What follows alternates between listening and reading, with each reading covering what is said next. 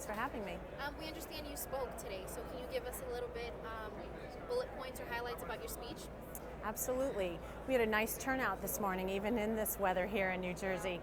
We are an architectural graphics company. We manufacture wayfinding systems for hospitals, schools, universities, anyone that's looking to provide a comprehensive wayfinding sign package for their facility. Nice. This is a great atmosphere where you've got facility managers. I've met a lot of architects, interior designers that are looking for this type of product.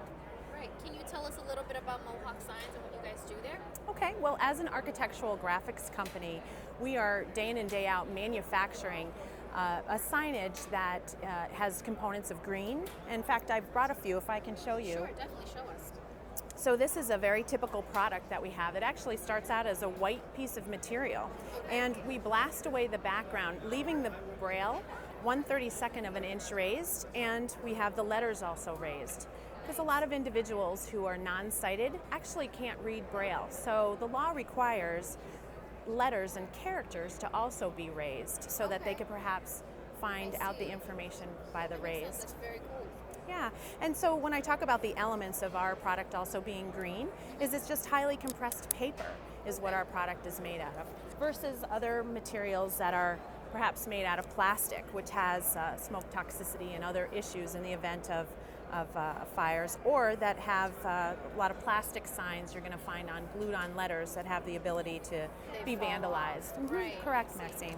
Yeah, so, one of the things that we spoke of this morning that was quite of interest was, logos and branding, where at least at our company, we don't charge anything extra for having your company logo on your sign. As long as it's the same color as the letters, it's a very simple process. Right. A lot of employees enjoy the branding that makes them feel that the company really cares about the facility they work in.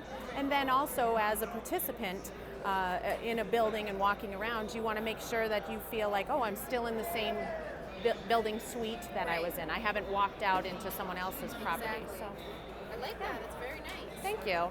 Anything else you want to show us? Well, one of the interesting things that's only out about less than a month is the United States Green Building Council, called the USGBC, has now come out with various icons that are going to be required for learning about green. Biggest component of LEED and this environmentally conscious society that we have now is, what do you want to do to educate the people about what a sign, what steps they're taking within a facility to be more green? So for instance, on the exterior, you're going to put signage that designates what's happening in the parking lot. This is where we park low-emitting vehicles, and those vehicles get to park in the front. In the bathrooms, they're using perhaps low-flush toilet. Put signage out that educates, again, the visitors to a building as well as the employees to say, what's important about me taking my plastic bottle and putting it in the recycle bin? So it actually increases participation in those sorts of things. So you're going to start seeing over time these different new icons that have been developed, and it's going to be a national level. And again, this is a project that we did for a local company. I like that. It's very cool. Yeah. Bettina, what's your perspective for 2013? Okay, well, boy, signage is such an important element to consider for your building. We've all been to places and had a very hard time finding our way through a building. Architects can make these phenomenal buildings, but if you do not have that jewel of the building, that identification that leads people where they want to go, it leaves people confused and unhappy. Exactly. So, I really think that there's more of an outlook, not just identifying a bathroom sign or an exit route, but really taking the time to put together a comprehensive signage package. Right. So as a manufacturer, and again, I'm challenged with how can I help facility managers and things.